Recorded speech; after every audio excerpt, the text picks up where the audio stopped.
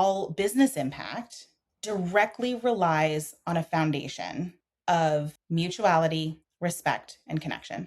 Without those things, providing us with the sufficient safety to stay in relationship and to do our best work, we actually don't have access to our best selves because our nervous systems are so busy protecting us. We're going to be less and less and less effective the more stressed we are and the more disconnected we are. Nearly 70% of people globally have experienced at least one traumatic event in their lifetime, and trauma creates patterns of protection. So what do you do when nearly 2/3 of your team are operating out of protection and not performance? Sharon Podobnik Peterson, founder of the Center for Conscious Leadership, joins us today to help us recognize when a nervous system has shifted into a mode of protection and what we can do as leaders to invite that person back into connection with us. I'm Roger Kastner. Welcome to What Do You Know to Be True? At the Center for Conscious Leadership, you offer a trauma-informed leadership course. Tell us what that means to you and why do leaders need to be more trauma-informed? I think about it through a couple of lenses. One is this understanding that we can basically assume that the humans that we meet on a day-to-day basis have experienced some form of trauma. It might be big T trauma in terms of one of these acute, overwhelming experiences, natural disasters, major life experiences that are traumatic. But there can also be chronic little T trauma where we're having too much stress for too long or too little of what we need for too short a period of time and we're not able to cope with it. I don't know anyone who has not had that sort of experience in some way, shape, or form. And so as leaders in a workplace, it behooves us to assume that the person we're talking to, the people that we're working with, the clients that we're delivering for, have experienced some kind of trauma in the course of their lives. And to be trauma informed in that way means to engage with people from a place that is creating sufficient safety so that we are not re-traumatizing. We are providing safety. We are providing opportunities for voice, choice, and agency in the normal goings on of our work and day so that we are not increasing harm, exacerbating harm that's already being caused, or pushing people into protection patterns unnecessarily. What that tends to look like for us is thinking through a couple of different models around things. One is the degree to which we are providing sufficient safety for our nervous systems. Are we allowing for recovery time? Are we making sure that we're not overloading our people? Is there the capacity to be able to keep ourselves safe in the normal course of the day? We then think about it biologically in terms of like people coming together. We think of culture as the result of a bunch of nervous systems coming together to create its own sort of collective nervous system. What happens when a bunch of nervous systems get together, and like who has the strongest voice in the room, and like what happens when there is some kind of external event? How does the culture respond in the same way that like nervous systems do? So we talk about it through that lens. And then finally is through the lens of like systems and structures, right? So systems and structures are not neutral. They are existing things that can heal, they can harm. There's a lot of different impacts that systems have. Through trauma-informed leadership, we take a look at the system itself and see what impact being in that system has on the humans within it. Is it creating more stress? Is it so bureaucratic that I feel like I can't get anything done on a day-to-day basis? Is there perpetual urgency that is causing my system to feel overloaded every day? What's happening in the system itself? And then we bring those three together to think about what I can do from where I am, from my position, wherever I sit within the system, to take better care of myself, better care of the people around me, and change the system where and as needed in order to make sure that it is not creating more harm in the future. I love the systems approach nature to this. First, start with self. And how do we regulate ourselves and how do we address and heal our own trauma? And then when we're working with someone else, how do we not re-traumatize or create harm?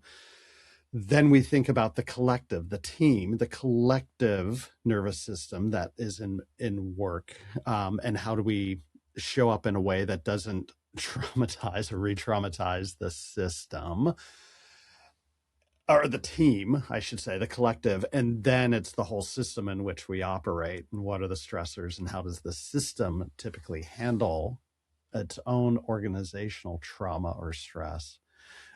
That makes a lot of sense. I'm curious about that interpersonal, that working with another person, and this idea of not re-traumatizing them, of not of whether it's through co-regulation or helping them, and maybe it's not helping them, but working with them in a way that doesn't re-traumatize them. Could you speak a little bit more to that piece? Because I'm really curious about how do you get a sense of what would be the actions that could cause harm or re-traumatize someone else? One of my favorite ways of thinking about trauma is it's anything that has turned patterns of connection into patterns of protection. When something has overwhelmed me and my ability to connect with myself, or overwhelmed my ability to stay in connection with other people, and I have to then go and protect myself, that is a traumatizing event. And so, as leaders, as people in connection with other humans, one of the most important things that we can do is stay in touch with ourselves to see if we're still in connection with them, to see if we're becoming overloaded by their experience or our own experiences and disconnecting, and then to stay in connection with their experience around things and see, okay, are you still in connection with me, or are you seeking to protect yourself in some way? Is there defensiveness? Because if there's defensiveness, we're already disconnected. You are already protecting yourself. And so something has gone a little too far for your nervous system to feel sufficient safety and stay in connection with me. That doesn't mean it was necessarily my responsibility, right? It doesn't mean I was the one that pushed you over. For some people, any feedback feels like too much, right? But to be in relationship with other people means that we can do what is in our capacity to do to create the conditions for folks to stay in tune with themselves and others. I mean, you mentioned regulation, you mentioned co-regulation. I think it's being in tune with like what we call the regulational field, right? Like what is happening, what is present, what is the energy in the space right now, and how can I tend to it?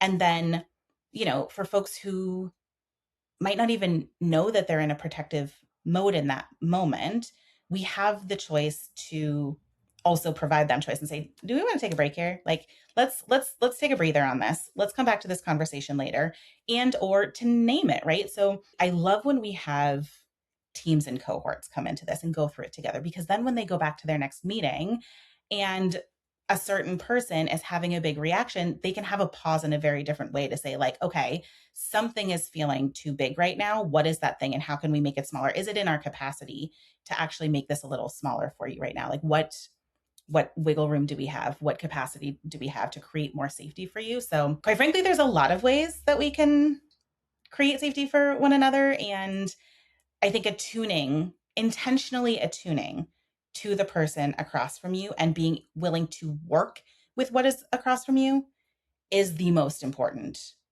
like, summary of all of the potential things that you could do in relationships with other folks. This is why we need to see people in the full complexity of things, right? Because this is not the you that shows up here and now is a fraction of your fullest person, who you are, what you do. And the experience you had yesterday directly impacts how you're going to show up today. And we have all of our, rules around professionalism tell us that who you are outside of this engagement doesn't actually matter. And what happened to you yesterday doesn't actually matter. When in reality, it impacts everything. Because of course it is. It's top of mind. And I actually want that. I want to hear what's top of mind for you. And I want to hear the lens through which, like, you're engaging and seeing the world and all of that stuff today and always. Because it matters. Like, it matters. This message of you matter and your work matters. We need managers and leaders to show up with this idea that they will focus on ensuring their employees know they matter and their work matters. And if they're not doing that, fuck the rest of it. We will not get the performance that we can get if people don't feel like they matter. That's trauma informed leadership. If I truly boil down trauma informed leadership to its most core elements, it is being able to answer the questions of, am I safe here? Do I matter? Does my existence have an impact on the people and spaces around me? And am I loved? Am I cared for? Do is there care that is going to be available to me if something goes wrong?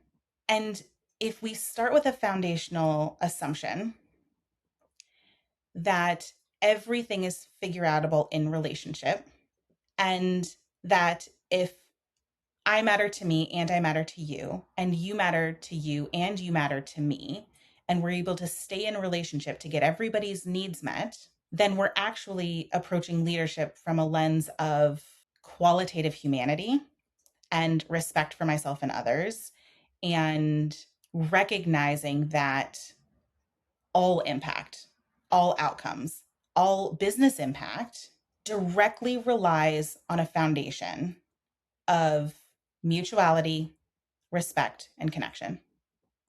Without those things, providing us with the sufficient safety to stay in relationship and to do our best work, we actually don't have access to our best selves, and we don't have access to our best work because our nervous systems are so busy protecting us. We're going to be less and less and less effective the more stressed we are and the more disconnected we are. If we stay in relationship in order to solve all of the problems, then we are by definition respecting the human and the nervous system across from us and making sure to not do undue harm to anyone in the system in connection with us. We talk about this a lot in terms of the unripened tomato effect. Systemically, in our culture, especially in the United States, we care so much about how something looks that our factory farming system will pull tomatoes off the vine far earlier than they should be to be, beautifully ripened and delicious tomatoes, and artificially ripen them with ethylene gas so that they look nice and ripe at the store.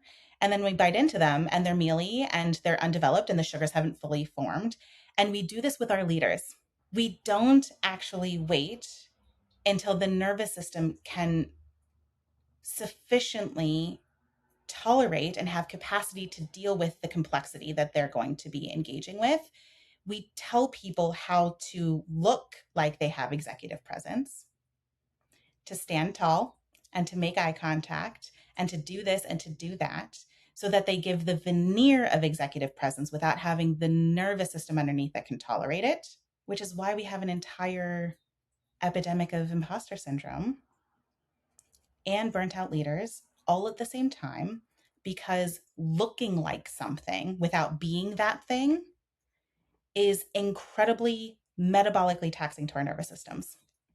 We're burning ourselves out and we're burning each other out, and we're asking ourselves to fake it until we make it. And sometimes it works, and sometimes we burn out before we actually make it because we're looking the part. It's such a good metaphor. The ethylene gas that's being poured into them might be alcohol, might be other vices that aren't healthy with them as they're trying to cope. And this idea, I need to go take more classes, where we get into that trap of the self-improvement paradigm, where we're not enough, where we're deficient, and that's not the right headspace we want leaders to be in when they need to be, they need to ripen themselves a little bit more. It's true. It's the ecological theory of leadership, right? The conditions matter so much more than we give it credit for. And we have this expectation that, tomatoes will ripen if the soil's not sufficient. That's not real. Our leaders are not going to develop and mature and wisen in systems that are causing them deep stress and trauma. Those are not the sufficient conditions for people to mature effectively, right? And I talk about this all the time in terms of like, maturity is not a biological process, right? It is a totally optional endeavor that adults go through, provided that the conditions are sufficient for supporting that growth and development and evolution. It is not required. So, from the perspective of leaders or trauma informed leaders, knowing what conditions are good for tomatoes, knowing what conditions are good for leaders, they're not actually that different. Actually, we need substrates, we need nutrients, we need water, we need rest. It is taking responsibility for creating the conditions for the outcomes we actually want, right? Because from a systems perspective, systems are engineered to get the outcomes that they do. And so if we are working in burnout factories, then our systems are set up to be that. And so what is my responsibility as a leader in interrupting that, being a traitor where we can, knowing the system so that we can use the system and interrupt and find the leverage points and all of those things. Again, to your point, to create the substrate and make sure that the leaders have what they need so that it is not a like forced ripening situation. And I'm going to throw you into the deep end and hope you make it. But, we've done the work to make sure that the tomato is going to be ripe enough before we put you in this situation. So your superpower of holding space and being willing to see the full complexity of a person, place, or thing, could you tell us a little bit more what that means to you? Yes. I don't think I can explain it without the backstory. My particular childhood experience was one in which I didn't feel seen very regularly. I was sort of I think, object in the world of the adults around me and not necessarily um, received as a full and complete human who is also a little person. And therefore, there was not time or space or energy really put into understanding me, my wants, my needs, my perspectives, my hopes, my dreams, my everything that goes into being a human with interiority. And there was very little credence given to, I think, my experience as a kid. I was very much in a kids should be seen and not heard kind of household. Kids do what they're told to do, and they get in trouble if they don't. And beyond that, there's just not like spaciousness. There wasn't a lot of room for my entire humanity. Several things came out of that. One is an incredible tolerance for discomfort by accident, right? It just by virtue of being in really uncomfortable situations, I developed a huge tolerance for ambiguity, for chaos, for not knowing, for also not being seen. And at the same time, it meant that I recognized how crappy it felt to not be seen. It meant that when I showed up with other people, I was much more present to their entire experience. I did a lot of journaling as a kid, and I'm really glad for that because I got to sort of evoke my own interiority, right? And like recognize that it was there and not totally bypass it.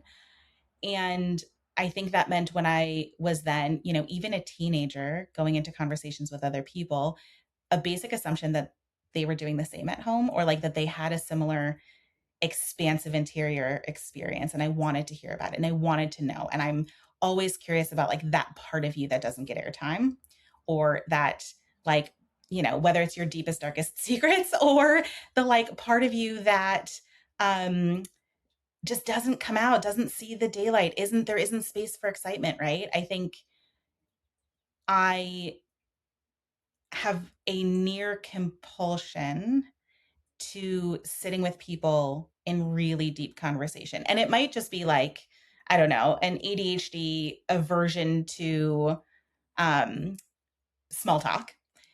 But also, I am so deeply curious about humans, almost feel incomplete myself at the end of a conversation if I don't have a like pretty thorough understanding of who the person is across from me. And so I think that then translated into a bunch of different things across time and space and experiences, right? I went to school, I studied humans, and by that I mean I studied psychology and neuroscience and social psychology and majored in sociology and studied power and systems and dynamics and There was this ability to then add so much complexity and nuance to my understanding of humans and how the world works. And I think combining that sort of academic trajectory with my inherent desire, need, superpower in seeing people and holding space and tolerating not knowing things, tolerating the discomfort of things, mean that when you put the two together, I find myself with this sort of undying need to see people, systems in as much complexity as humanly possible so that I can understand exactly what's happening in the person, in the system. And I do so through all of these lenses and perspectives that I've sort of collected along the way. I sort of see frameworks like, nervous system science and frameworks like power systems and sort of organizational theory, and I collect them as somebody might collectibles. They're all in my back pocket, waiting to be sort of brought out in order to see things much more differently. I think the other thing that is part of this superpower, is part of that, like holding the discomfort thing, is the layer that is growing up without sort of reliable narrators in my world that were trustworthy sources of information. I was handed several sort of explanations for the world that were sort of intolerable to my soul. They did not jive. They did not sufficiently explain my experience nor what I saw in the world around me. Also, at the same time, gathered a sort of knack for skepticism and curiosity and questioning things and making sure that whatever story I was handed, whatever story I generated myself, whatever hypothesis I developed about the person sitting across me or the system I was observing, held up across multiple domains, multiple frameworks, multiple lived experiences. And I hold them very, very, very lightly so that I can run them through sort of all these pressure testing experiences, right? It means that when I come back to this superpower of holding things in complexity, holding things in ambiguity, almost requiring a level of complexity, I then come back to that feeling quite good about where things landed because they've been put through so many ringers around things, right? And they've been tested across so many sort of platforms and frameworks and understandings of the world that I'm like, okay, if this can hold up across multiple experiences, if I have a theory about who Roger is and what makes him tick, and it holds up across every single time that we get together, then I can share it with you and say, hey, does this like actually match your lived reality? And it's not gonna hurt my feelings if I'm wrong. It's just gonna provide me more information to sort of fine tune my working theory of you or of the world or of how things work. It's allowed me to really like mix and match and choose and develop my own theories around things, which has been really fun because I get to take elements from this way of seeing the world and elements of that way of seeing the world and sort of construct a working hypothesis for myself that is pulling from the best elements of all of these other things and sort of synthesizing my own to describe how a human works, a system works, a person, place, or thing operates, what makes it tick, etc. I really, really enjoyed that response. So many things that were in there that little fireworks were going off for me. One of them was this idea of the untrustworthy narrator. I've come to learn through our friend David Hutchins, who's taught me that being a storyteller is really about making sense, making meaning out of what's going on.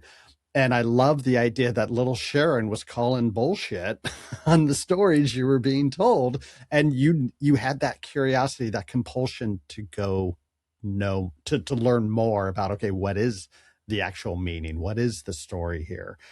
What I was hearing as the young Sharon would have been looking for safety, would have been looking for love, and a sense of value and place, and not finding that from the system around you. You created it for yourself. And through that, becoming the superpower that feels like it's driven by curiosity. And so that switch from safety to curiosity, I'm curious about that. Of today, how much of that does that feel like curiosity, and how much of it is still driven by that sense of need for safety?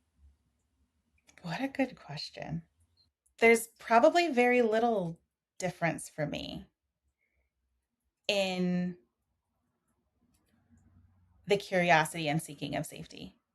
I think the one sort of potential distinction is that tugging on the threads of curiosity is very fun for me.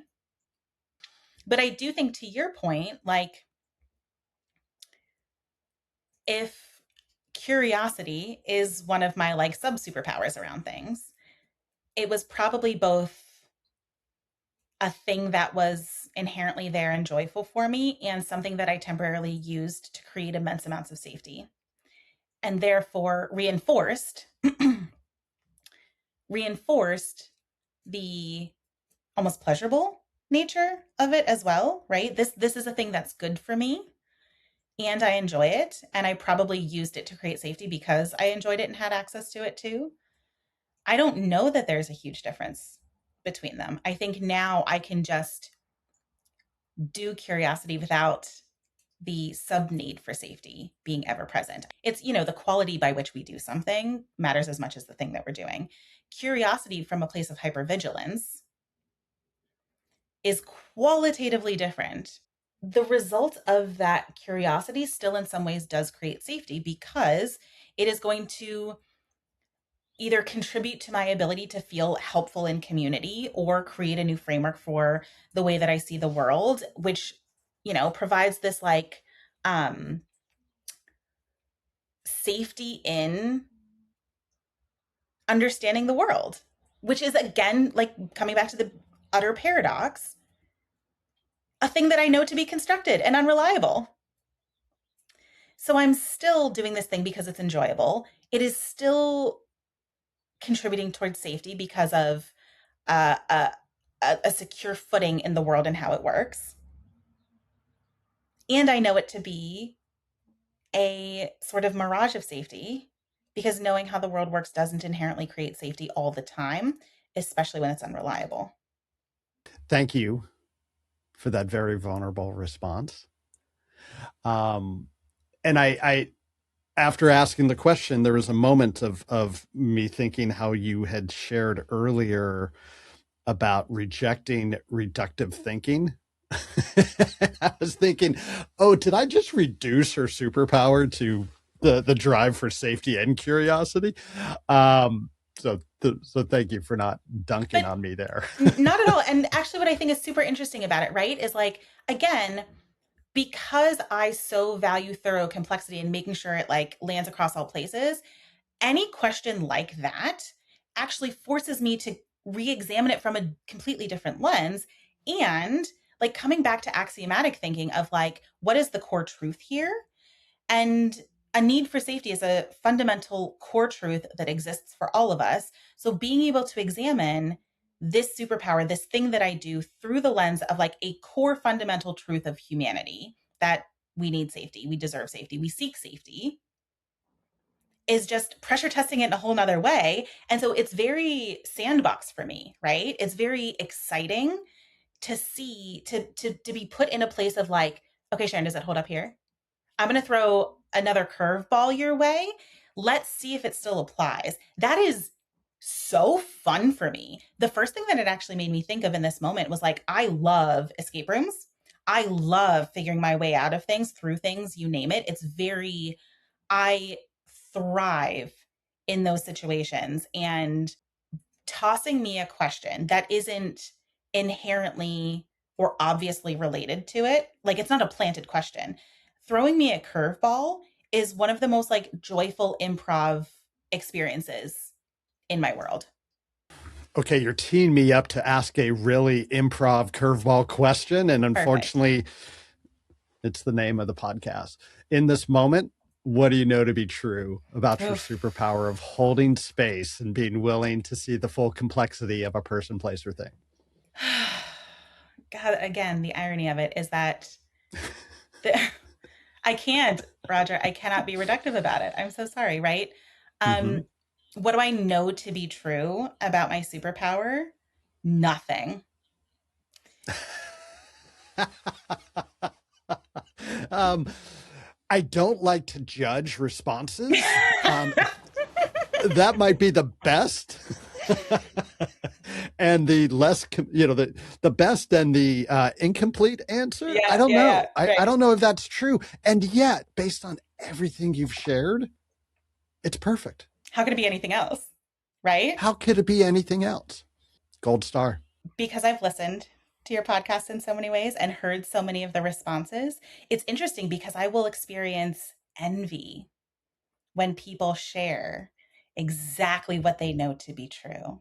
And I have this tinge of, oh, must be nice. Must be nice to so thoroughly know something, either about yourself or the world, right? That you get to like relax into it. That sounds nice. And I love the level of comfort you have. Because you talked about being comfortable in the places of discomfort, and you are compelled to those spaces that for I mean, it makes sense for you to know what is true is antithetical to your superpower of diving into the complexity of continuously testing it and seeing, okay, well, maybe in this moment something's true, but I can't hold on to that because experience has told me there's more. There's more. And how inconvenient that is sometimes, right? When people want clear, easy answers that they can digest around things.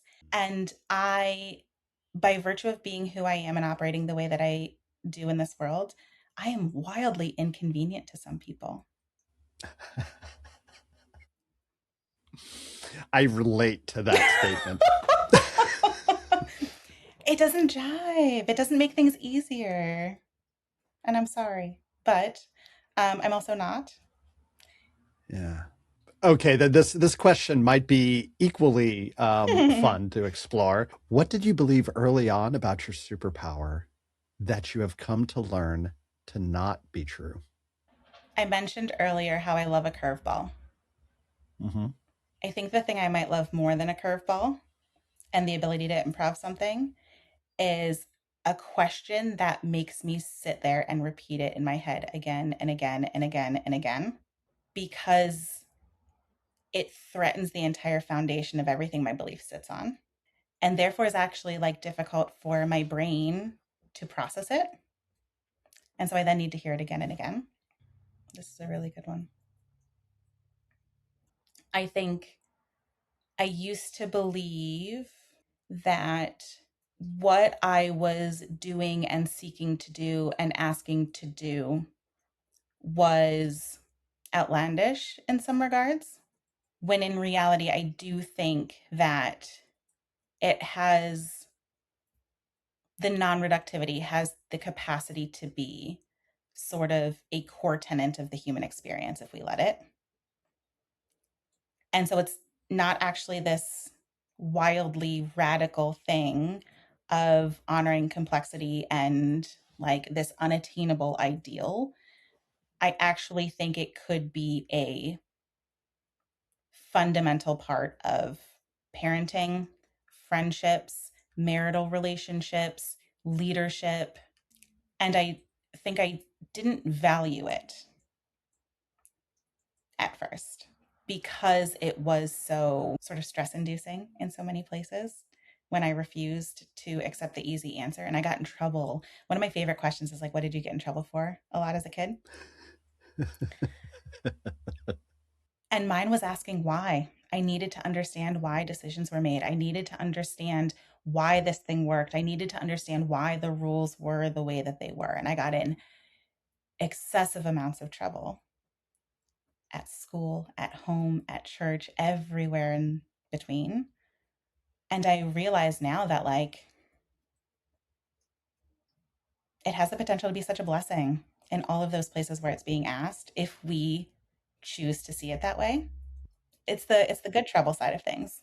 It can be good trouble to be, you know, encouraged to excavate our beliefs and our understandings and our rationale for doing things if we let it.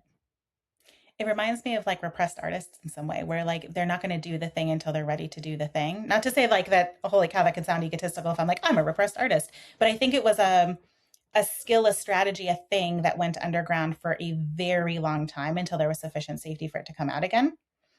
And it makes me think about the people who were told they were bad drawers or singers as kids, who then have to work through all of that to find a safe place for it to reemerge.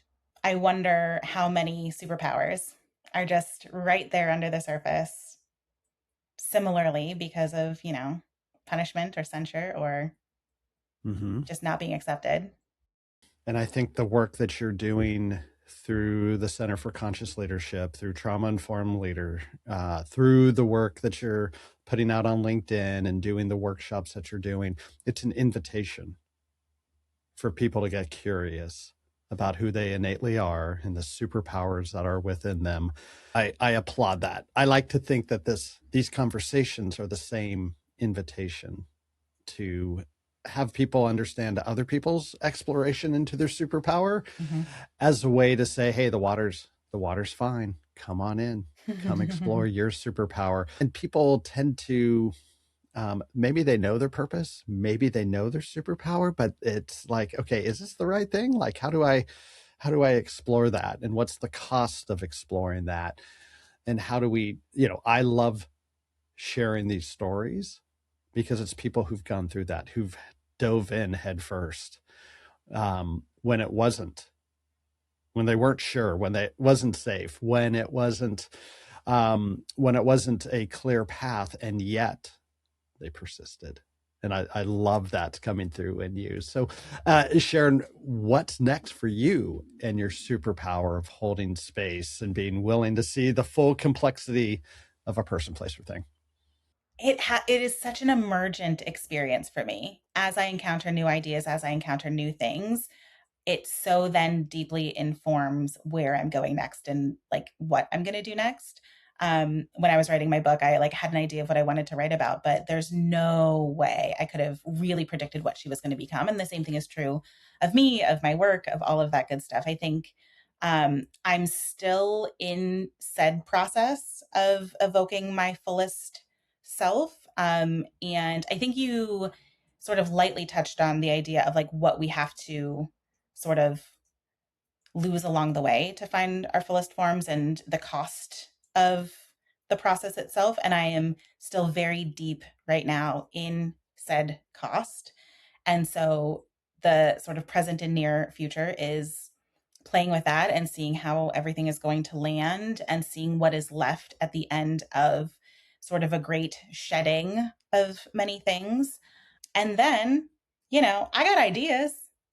I have a hypothesis of what I want to play with. And I guarantee more conversations like this and more conversations out in the world are going to significantly shift what that looks like. When I set out to do leadership development, I had no idea I was going to land in trauma informed leadership. It makes perfect sense given everything right now, but there's no way I could have like planned this, predicted this, set this as a goal or something like that.